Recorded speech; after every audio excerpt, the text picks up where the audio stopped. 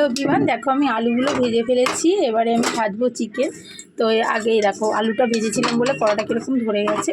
তো চলো আমি আলুগুলো এই মাংসটা ভাজতে থাকি। এই যে খুব কিন্তু ভাজবো না, একটু হালকা পাতলা ভাজবো, জাস্ট ফ্রাই করবো।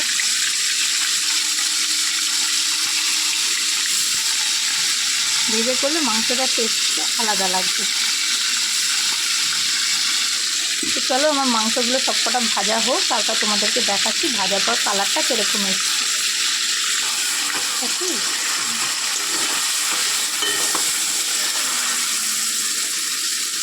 দেখো মাংসগুলো কিন্তু ভাজাই হয়ে গেছে। এবার কিন্তু আমি এগুলোকে তুলে নেব। তো দেখো আমার কিন্তু মাংসগুলো সব ভাজা হয়ে গেছে, দেখতে পাচ্ছ। এবার চলো মাংসটা বসানো যাক। দেবো এখন গোটা গরম মশলা,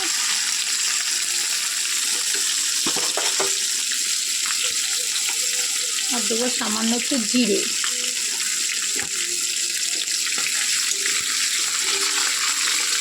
চলো কিছুটা গ্রেভি করা আছে পেঁয়াজের, আর কিছুটা আমি এখানে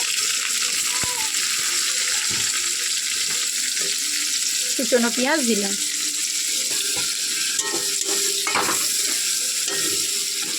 পেঁয়াজটা লাল হয়ে গেলে তারপরে আমি আর সব যে মশলাগুলো করে রেখেছি সেগুলো একে একে সব মেলাবো। পেঁয়াজে একটু নুন দিচ্ছি যাতে পেঁয়াজটা একটু নরম হয়।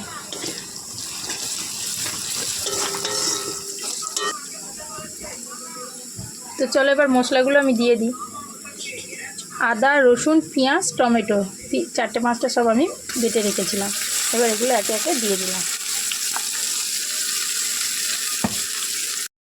চলো ভালো করে মশলাটাকে নাড়াই, নাহলে তলায় কিন্তু একটু ধরে যাবে। তো ওটা দই দিয়ে মাংস ভেজেছিলাম, সেই তেলেই আবার বসিয়েছি।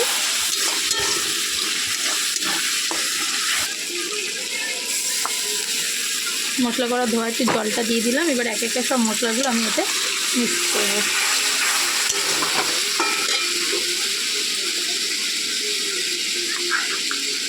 ফার্স্টে দেবো একটু হলুদ, আমার চামচটা অনেক বড় বলে ওই জন্য 2 চামচ দিলাম। দেবো লঙ্কার গুঁড়ো আর একটু জিরের গুঁড়ো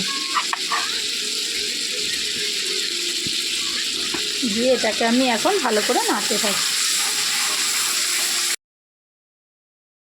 তো এই মশলাটা আমি দেবো জাস্ট একটু লাল রং হওয়ার জন্য, মাংসটা লাল হওয়ার। মিন্তা মশলা তোমরা দেখছো, তোমরাও দিতে পারো, জাস্ট একটু। চিকেন মশলা কাটা হয় না, একটু চিকেন মশলাও দিয়ে দিলাম, ভালো লাগবে তাই জন্য অল্প করে দিলাম। সব মশলা একটু অল্প অল্প করে দিলাম। যে চলো এবার নাড়তে থাকি এটাকে। তো চলো এই দেখো মশলা থেকে কিন্তু লাল রঙটা ছেড়েই গেছে, দেখতেই পাচ্ছ তোমরা। এবার কিন্তু আমি এর মধ্যে একে একে মাংসগুলো মিক্সড করব। তো চলো মিক্সড করে দিই।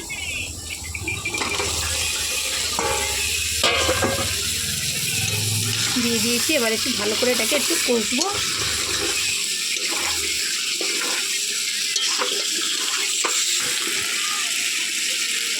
চলো আলুগুলো আমি দিয়ে দিলাম, দিয়ে এবার ভালো করে এটাকে নাড়বো। নেড়ে আস্তে আস্তে আমি কিন্তু জলটা দেবো। তো আমি এইবারে মাংসর যে মশলাটা ছিল ধোয়া জলটা, এবার কিন্তু এটা দিয়ে আমি চাপা দিয়ে দেবো। তো চলো মশলার জলটা দিয়ে দিই।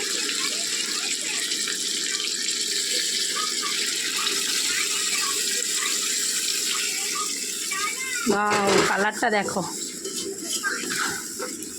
এবার এটা ফুটুক, 10 মিনিট ফুটলেই এটা কিন্তু হয়ে যাবে। আমি এবার চাপা দিয়ে 10 মিনিট ফুটতে দেবো। তো এই দেখো ঢাকা ছাড়া 10 মিনিট কিন্তু ফুটে গেছে। এবার কালারটা জাস্ট এরকম হয়েছে দেখো। এবার আমি চাপা দিয়ে আরও 10 মিনিট ফুটতে দেবো। তো চলো চাপা দিয়ে দিই, ওটা হতে থাক। প্রায় বেশি হয়ে গেছে, এবার খুলে দেখি তরকারিটার অবস্থা কী রকম আছে। বাহ, খুব সুন্দর। আমার তো দেখেই খেতে ইচ্ছা করছে। তো চলো তরকারিটা ঢেলে নিয়ে আমরা খেতে থাকি, আর তোমরা ভিডিওটা দেখতে থাকো।